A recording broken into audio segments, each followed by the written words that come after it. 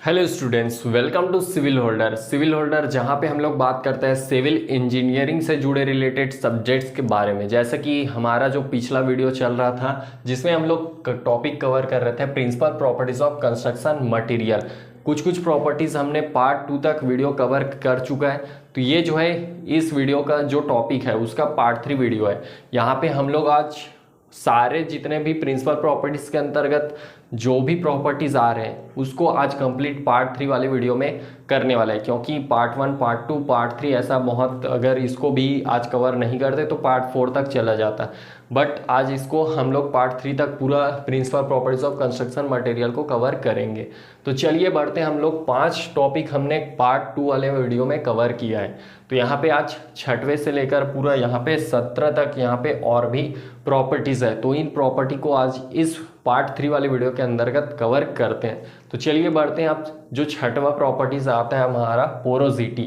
अब इसका डेफिनेशन देखते हैं। जैसा चल रहा था वैसे ही चलेंगे सिस्टमेटिक वे में, तो जो है पॉइंट वाइज अपन जो देख रहे थे वैसे ही चलेंगे। तो पहला देखते हैं डेफिनेशन। डेफिनेशन क्या बोलता है, या किसी सॉलिड मटेरियल के अंदर पोरस में उपस्थित मटेरियल की क्या होती है, डिग्री होती है। यानी कि अगर डायग्राम के थ्रू यदि समझाऊं कि ये मान लो हमारा एक सॉलिड है, अब इसके अंदर जो है मान लो की बात ये पोरस है।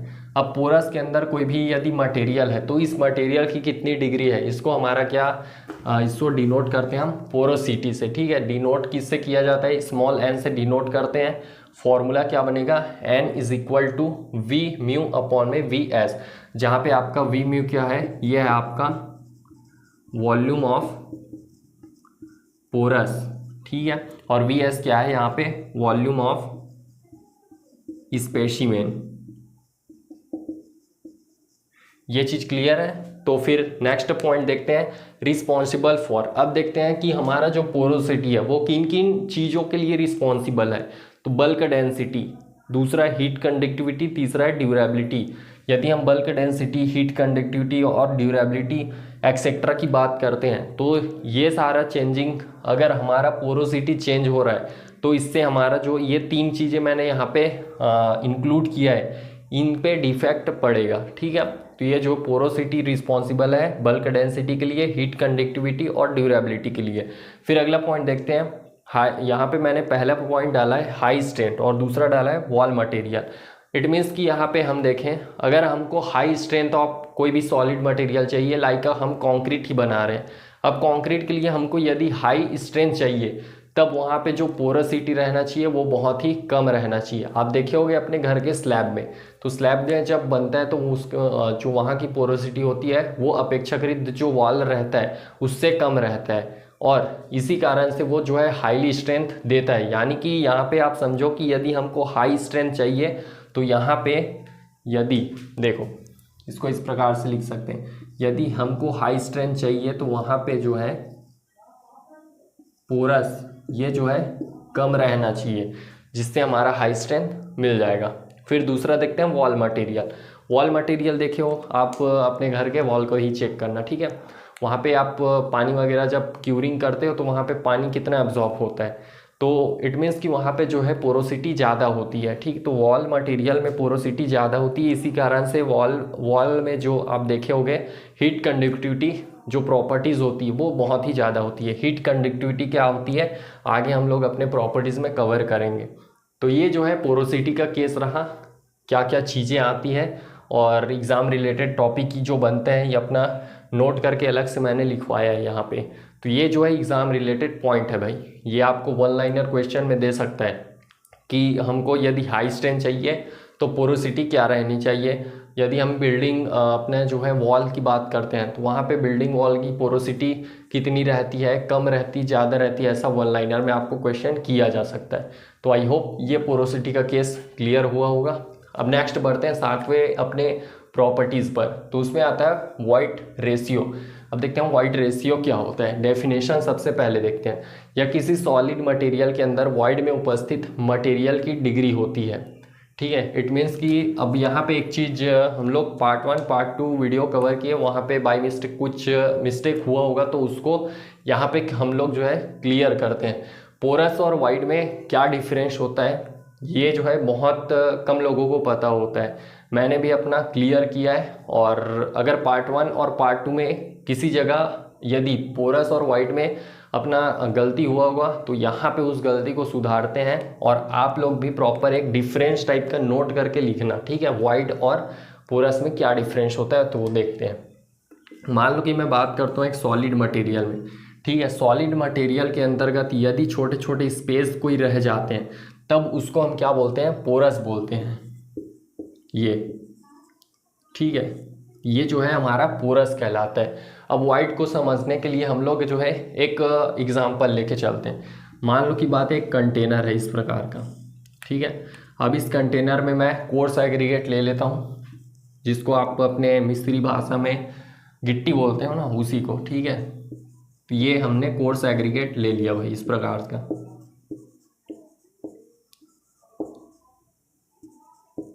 ये अब यहाँ पे आप देख सकते हो ये जो है कुछ स्पेस बच गया, ये चीज़, तो इसी स्पेस को हम क्या बोलते हैं, वाइड बोलते हैं, ठीक है। अब यहाँ से आपको क्लियर हुआ होगा कि पोरस किसको बोलते हैं और वाइड किसको बोलते हैं। पोरस इट मीन्स कि यदि कोई सॉलिड के अंतर्गत कोई स्पेस रह जा रहा है तो उसको बोलते हैं पोरस। वाइड किसको बोलते हैं, यदि हम कोई कंटेनर ले रहे हैं और उसके अंतर्गत कोई भी मटेरियल ले रहे हैं, अब उस मटेरियल को बिना कंपैक्ट की हम लोग ऐसे फिल करते हैं, तो फिल करने के बाद उसमें कुछ बीच बीच में खाली स्पेस बच जाता है तो उस स्पेस को वाइड बोला जाता है, ठीक है। और यदि यहाँ पे मैं ये अभी विदाउट कंपैक्टेड है, अब इसको मैं कंपैक्ट करूँगा तो ये जो खाली स्पेस है इसमें भी अपना जो है पूरा मटेरियल क्या हो जाएगा, फिल हो जाएगा, जिससे वाइड कम हो जाएगी, ठीक है। तो यहाँ से आई होप ये चीज़ क्लियर हुआ होगा, ये पोरस और वाइड में, ठीक है। तो इसको मिटा देते हैं अपन। तो चलिए अब देखते हैं अपन वाइड रेशियो किसको बोलते हैं। डेफिनेशन, या किसी सॉलिड मटेरियल के अंदर वाइड में उपस्थित मटेरियल की डिग्री होती है।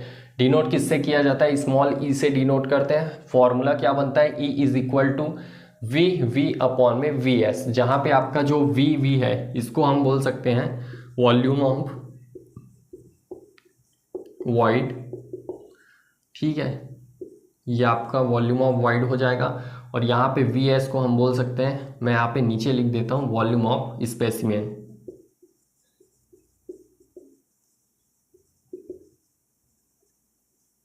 ये चीज यहाँ से वी हो जाएगा आपका वॉल्यूम ऑफ वाइड और वी एस हो जाएगा वॉल्यूम ऑफ स्पेसिमेन।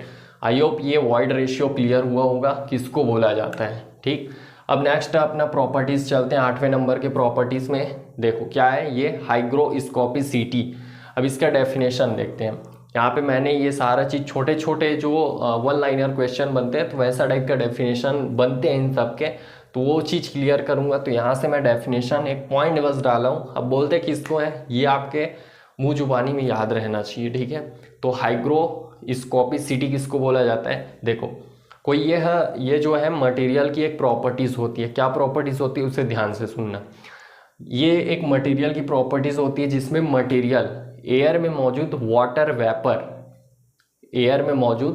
वेपर को क्या करती है, एब्जॉर्ब करती है, उसको बोलते हैं हाइग्रोस्कोपिसिटी प्रॉपर्टी बोला जाता है। आई होप ये प्रॉपर्टी क्लियर हुआ होगा। चलिए बढ़ते हैं 9वें नंबर के प्रॉपर्टीज़ में। छोटा छोटा प्रॉपर्टीज़ है, ये जो है आपको याद रहना चाहिए, इसमें ज़्यादा टाइम वेस्ट नहीं करते हैं, बढ़ते हैं अगले प्रॉपर्टीज़ पे, ठीक है। अगला प्रॉपर्टी है आपका वाटर एब्जॉर्प्शन। ये तो नाम से ही समझ में आ रहा होगा वाटर एब्जॉर्प्शन किसको बोला जाता है, ठीक है। तो डेफिनेशन पहले देखते हैं भाई। यह मटेरियल की वह प्रॉपर्टीज़ होती है जिसमें मटेरियल क्या करते हैं, वाटर को एब्जॉर्ब करके उसको रिटेन करके रखते हैं। अब यहाँ पे मैंने 2 चीज़ बोला, एक तो वाटर को एब्जॉर्ब करेगा, दूसरा रिटेन करके रखता है। अब यहाँ पे मान लो कि कोई मटेरियल है, वो मटेरियल एब्जॉर्ब तो किया, फिर उसके बाद वो क्या करता है, उसको रिटेन नहीं करके रखा है, तो वैसे केस में हम उसको वाटर एब्जॉर्प्शन की प्रॉपर्टीज उनसे नहीं अप्लाई करेंगे, ठीक है। ये चीज़ ध्यान में रखना। फॉर्मूला क्या बनेगा, W capital W small w is equal to M1 minus M upon में M, जहाँ पे आपका M1 हो जाएगा, ये आपका हो जाएगा मास ऑफ सैचुरेटेड मटेरियल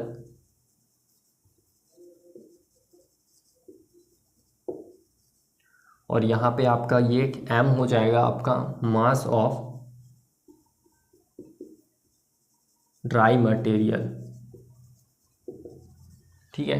अब मास ऑफ सैचुरेटेड मटेरियल कहने का मतलब ये है कि आपका मान लो कि हम ये कोई ब्रिक है, ठीक है। अब ये ब्रिक वाटर को एब्जॉर्ब किया, अब उसके बाद जो इसका मास निकलता है तो उसी को बोलते हैं mass of saturated material. Mass of dry material, इसमें जो पहला अपना ये ब्रिक है, मान लो कि बाद इसमें कोई भी हम वाटर का कोई स्प्रे वगैरह कुछ नहीं किया है, ना ही ये ब्रिक कोई प्रकार से वाटर को एब्जॉर्ब किया है, तब उस कंडीशन को बोलते हैं मास ऑफ ड्राई मटेरियल बोला जाता है, ठीक है। आई होप ये चीज़ क्लियर होगा। अब जो वाटर एब्जॉर्प्शन की वैल्यू आती है उसे हम परसेंटेज में डिनोट करते हैं, ठीक है, तो ये पॉइंट क्लियर रखना। नेक्स्ट बढ़ते हैं अपना 10वां प्रॉपर्टीज़ पे। तो वहाँ पे आता है आपका वेदरिंग रेजिस्टेंस। वेदरिंग रेजिस्टेंस क्या होता है? अब जो यहाँ पे चीज़ें हैं वो कई बार मिक्स होने टाइप का हो जाता है। वेदरिंग रेजिस्टेंस हो गया, थर्मल कैपेसिटी, हीट कंडक्टिविटी। तो यहाँ पे अब देखो हीट कंडक्टिविटी आ रहा है, थर्मल कैपेसिटी, तो हीट और थर्मल यहाँ पे एक जैसे टाइप का लगता है, बट ये सब चीज़ अलग होते हैं। कैसे अलग होते हैं अभी क्लियर हो जाएगा। तो देखते हैं वेदरिंग रेजिस्टेंस। वेदरिंग रेजिस्टेंस कहने का मतलब होता है कि यह किसी भी मटेरियल की वह प्रॉपर्टीज़ होती है जिसमें वह मटेरियल जो है लगातार ड्राई और वेट कंडीशन को क्या करता है, रेजिस्ट करके रखता है। यानी कि मान लो कि बात किसी एरिया पे लगातार उसमें बारिश हो रही, फिर उसके बाद उसमें धूप पड़ रही है, तो इस कंडीशन में वो कितना रेजिस्ट कर पा रहा है, कितना प्रतिरोध उसके प्रति उत्पन्न कर पा रहा है, वो मटेरियल की प्रॉपर्टी को हम बोलते हैं वेदरिंग रेजिस्टेंस बोला जाता है। ये होप ये चीज़ क्लियर हुआ होगा। अब नेक्स्ट बढ़ते हैं 11वें नंबर की प्रॉपर्टीज़ पे, वाटर परमेबिलिटी। वाटर परमेबिलिटी क्या होता है? ये मटेरियल की वह प्रॉपर्टीज़ होती है जिसमें मटेरियल अपने अंदर से प्रेशर के साथ वाटर को पेनेट्रेट करने के लिए अलाउ करता है। इट मीन्स कि यहाँ पे डायग्राम के थ्रू देखें आप, ये चीज़ देखे होंगे मिट्टी वगैरह में देखे होंगे। मान लो कि बात ये अपनी ब्लैक सॉइल है। अब यहाँ से अगर पानी आप देखे होंगे जब आता है तो ये जो है पानी नीचे की तरफ क्या होता है, पेनेट्रेट होता है प्रेशर के साथ। तो ये जो इस मटेरियल की हम बोल सकते हैं कि ये मटेरियल वाटर परमेबिलिटी को डिनोट शो कर रहा है, ठीक है। तो इस प्रकार से आप कह सकते हो, ये जो डेफिनेशन बनेगा उसको, ठीक है। एक बार और क्लियर कर देते हैं। वाटर परमेबिलिटी या मटेरियल की वह प्रॉपर्टीज़ होती है जिसमें मटेरियल अपने अंदर से वाटर को हाई प्रेशर के साथ पेनेट्रेट करने के लिए अलाउ करती है, ठीक है। आई होप ये चीज़ वाटर परमेबिलिटी का केस क्लियर हुआ होगा। अब नेक्स्ट बढ़ते हैं फ्रॉस्ट रेजिस्टेंस।